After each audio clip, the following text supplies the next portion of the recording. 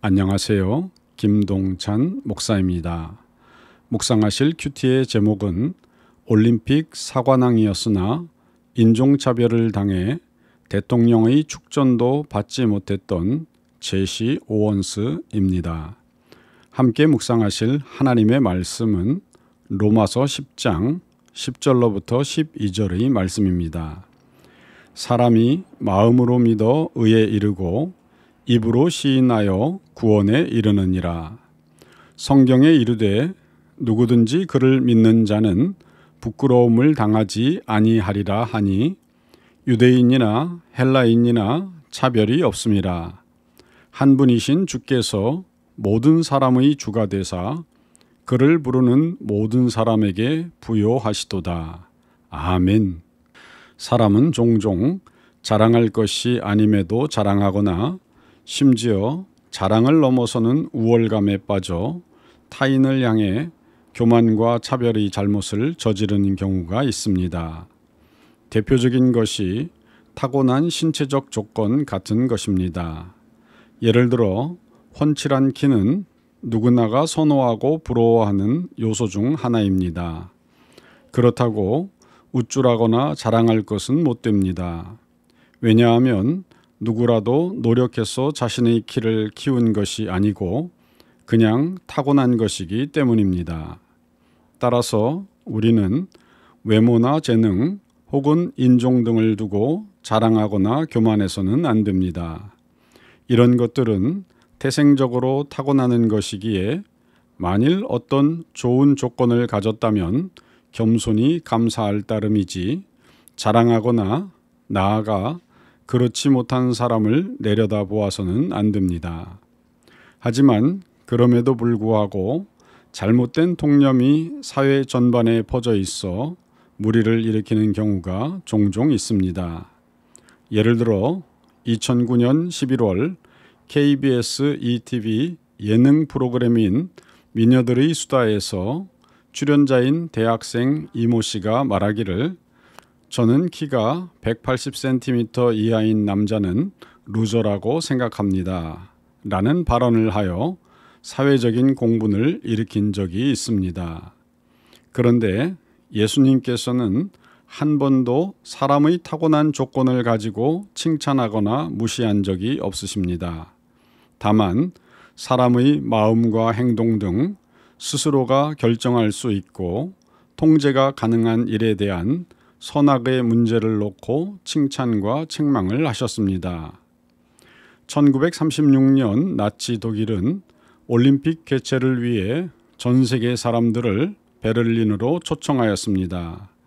나치는 이 대회를 통해 자신들의 정권을 합법화하고 또 자신들이 주장하는 이른바 아리안 마스터 인종의 뛰어난 운동 능력을 대내외에 과시할 수 있기를 바랐습니다. 하지만 1936년의 베를린 올림픽에서 당시 미국의 흑인 육상 스타였던 제시 오원스는 이러한 나치의 바람을 완전히 망쳐놓았습니다. 오원스는 1936년의 올림픽에서 독일 선수들보다 더 좋은 성적을 거두었을 뿐만 아니라 단일 올림픽에서 금메달 4개를 딴 최초의 미국 육상 선수가 되었습니다. 즉, 오원스는 100m 달리기와 200m 달리기, 멀리뛰기와 400m 계주에서 우승했습니다. 결국 올림픽 대회 둘째 날 나치 선전부 장관이었던 요제프 괴벨스는 불같이 화를 내면서 자신의 일기에 다음과 같이 적었습니다. 우리 독일인은 1개의 금메달을 땄지만 미국인은 3개를 땄는데 그중 2개는 흑인들이 획득하였다. 이것은 참으로 불명예스러운 일로서 우리 백인들은 스스로를 부끄러워해야 한다. 라고 기록하였습니다. 제시 오원스는 1913년 미국 엘레베마주 오크빌의 소장농 가정에서 10자녀 중 막내로 태어났는데 그는 노예의 손자였습니다. 그의 부모는 인종차별이 심한 농촌 남부를 떠나 도시와 산업이 발달한 미국 북부로 이주했습니다. 가난했던 오원스는 어린 시절에 식료품 배달과 화물차 적재 및 신발 수리점 일 등 여러 가지 힘든 일을 했습니다. 그리고 이 기간에 오원스는 자신이 달리기에 대한 소질이 있다는 사실을 처음으로 알게 되었습니다. 중학교에 들어간 오원스는 페어마운트 중학교 육상 코치였던 찰스 라일리의 격려에 힘입어 운동에 힘을 쏟았고 기록을 세우기 시작했습니다. 그러자 오원스는 혜성처럼 떠올랐습니다. 1933년 그는 전국 고등학생 선수권 대회의 세계 종목에서 우승했습니다. 오하이오 주립대학교에 진학한 오원스는 많은 운동 경기에서 성공을 거두었습니다. 1935년 5월 25일 제시 오원스는 육상에서 4개의 세계 기록을 세웠는데 그날 오원스는 미시간주 페리필드에서 열린 대회에서 불과 45분 만에 무려 3개의 세계 신기록을 세웠고 1개는 동률을 이뤄냈습니다. 이러한 눈부신 성공에도 불구하고 오원스는 당시 인종차별적인 사회 분위기로 인해 학교 내 기숙사에 머물지 못하고 다른 아프리카계 미국인 선수들과 함께 학교 캠퍼스 밖에서 살아야 했습니다. 또한 같은 대학 운동팀과 함께 여행할 때도 오원스는 식당 안에서 백인들과 함께 먹지 못하고 테이크아웃으로 음식을 주문해서 밖에서 먹거나 혹은 흑인 전용 레스토랑에서 식사해야만 했습니다. 그리고 숙소도 흑인 전용 호텔에만 머물러야 했습니다. 게다가 오원스는 많은 경기에서 우승했음에도 불구하고 흑인이라는 이유로 장학금을 받지 못했기 때문에 학비를 지불하기 위해 계속해서 아르바이트를 해야 했습니다.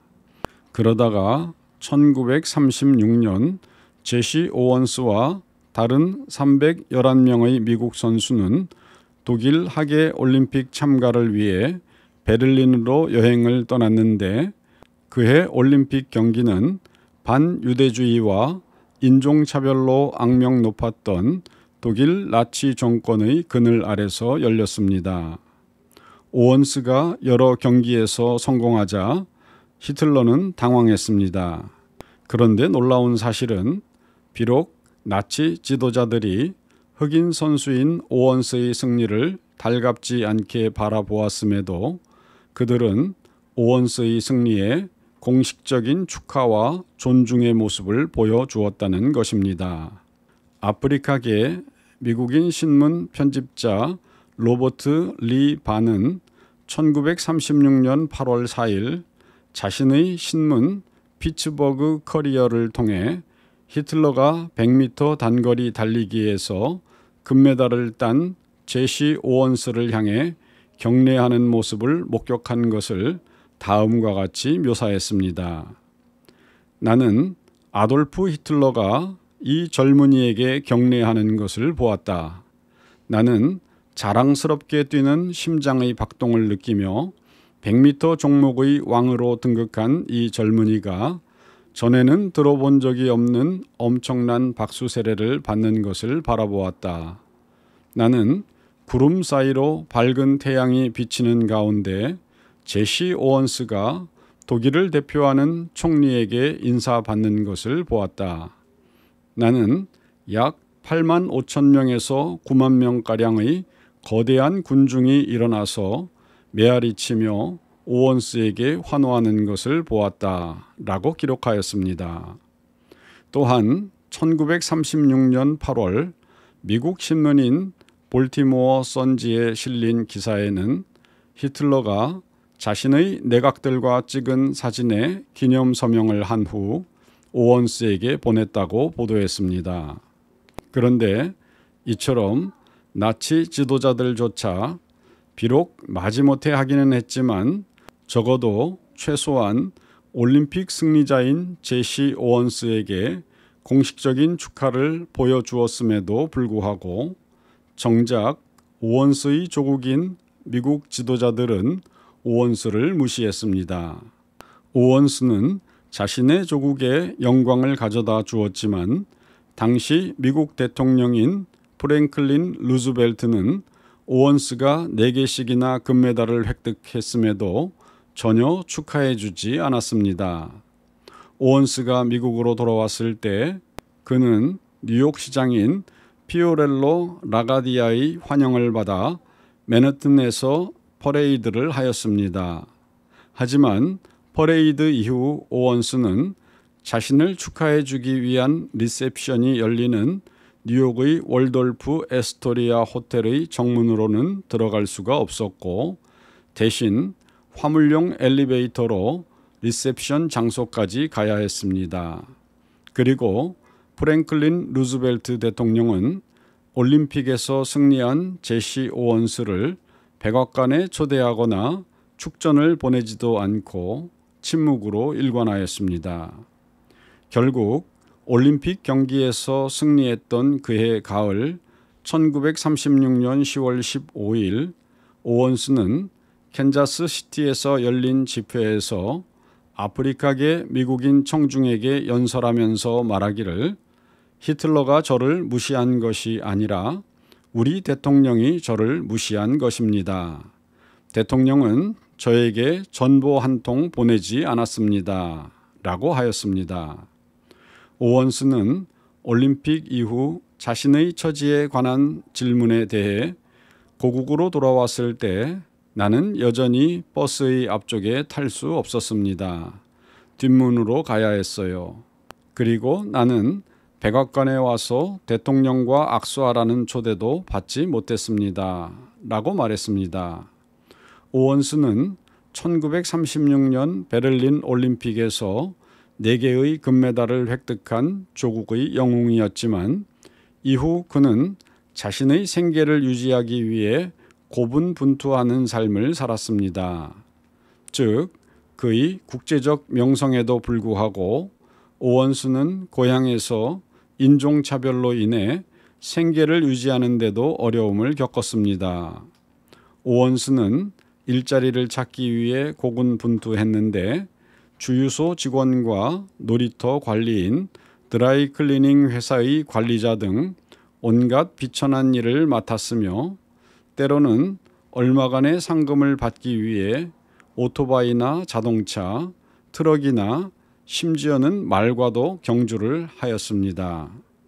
오원스는 이러한 일들에 대해 말하기를 사람들은 내게 올림픽 챔피언이 말과 경쟁하는 것은 품이 없는 짓이라고 비난하지만 내가 생계를 위해 무엇을 어떻게 달리할 수 있었을까요? 비록 나는 금메달 4개를 획득했지만 그렇다고 해서 금메달을 먹을 수 있는 것은 아니잖아요. 라고 말하였습니다. 이처럼 오원스는 조국의 국위를 선양하고 스포츠 역사의 한 획을 그은 위대한 인물이었지만 인종차별로 인한 사회적 냉대 속에 생계조차 어려운 삶을 오랫동안 이어나가야만 했습니다. 그러다 올림픽에서 승리를 거둔 지 20년이 지난 1955년에서야 미국 대통령 드와이트 아이젠하워는 오원스를 친선대사로 임명하여 인도와 필리핀, 말라야 등에 파견하여 개발도상국에 미국의 자유와 경제적 기회에 대해 선전하도록 하였습니다. 그러던 중 1976년 제시 오원스는 비로소 미국 대통령으로부터 오랫동안 기다려온 축하를 받았습니다. 이는 무려 40년이나 지체된 축하이었습니다. 즉, 미국의 38대 대통령인 제럴드 포드는 오원스에게 축하 인사와 함께 대통령 자유메달을 수여했습니다. 오원스는 이후 4년 뒤인 1980년 3월 66세에 폐암으로 사망하였는데 그의 사후 10년이 지난 1990년 3월 미국의 조지 허버트 워커 부시 대통령이 사후 의회 금메달을 수여하였고 1990년과 1998년에는 각각 오원스를 기리기 위한 기념 우표도 발행되었습니다. 그렇습니다. 만일 오원스가 지금 이 시대에 살았더라면 아마 그는 조국인 미국은 물론 전 세계적인 스포츠 영웅으로 숭앙되어 부와 명예를 누리며 그 지위에 맞는 멋진 삶을 누렸을 것입니다. 하지만 오원스는 단지 피부색 때문에 인종차별로 멸시를 받아 심지어는 자국의 대통령으로부터 의례적인 축하 전보조차도 받지 못했고 이후 매일의 생계까지 걱정하는 고통스러운 삶을 살았습니다. 이처럼 하나님 앞에서 결코 인정받지 못할 세속적 가치인 인종차별은 위대했던 한 사람의 삶을 비참하게 짓밟았습니다. 이제 우리 성도는 이 시대를 살면서 인종적 차별뿐만 아니라 학력과 출신지, 재산과 권력 등 암암리에 살아있는 세속적 편향된 가치를 버리고 하나님의 가치인 사랑으로 모든 사람을 품어주는 주님의 참된 종의 삶을 살아야 하겠습니다. 이러한 성도의 삶을 통해 하나님의 칭찬하심을 받고 많은 사람을 천국으로 인도하시는 성도 되시기를 주님의 이름으로 축원드립니다. 감사합니다.